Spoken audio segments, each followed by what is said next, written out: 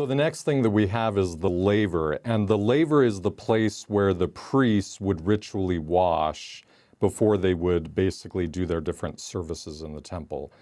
And I actually have a video on that we'll show a couple of clips here, but it's fascinating for me because we don't really, unfortunately, have time to be able to go into these details. But I actually have a whole series of videos on the tabernacle. And one of them, the things that I love about this, is the connection between what happens at the laver. They would take a horn of anointing oil, something like this. They would anoint the priest. They would clothe him with the clothing, depending on if it's the high priest or the normal priest. And then they would do something interesting. They'd put blood on the ear, on the thumb, on the toe.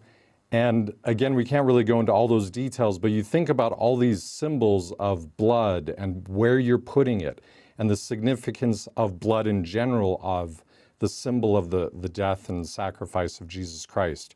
The horn, which can represent power, oil, all these different things, the anointing oil, the Garden of Gethsemane. I mean, there's so much that can be done here, but we just can't go into that. So isn't that amazing, by the way, that you have all these elements, that a priest comes in, there's people who make sacrifices here, and for him to do this stuff inside of the tent of the tabernacle, he has to first wash with water.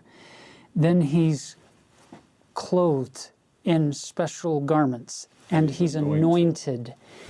And now he can go in to the holy place. Yep.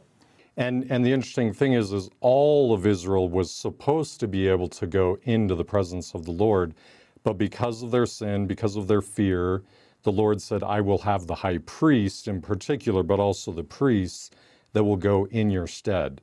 So when they are then prepared, they've been washed, anointed, clothed in these special clothing, they then are able to represent the people as if the people are going through the temple or through the tabernacle.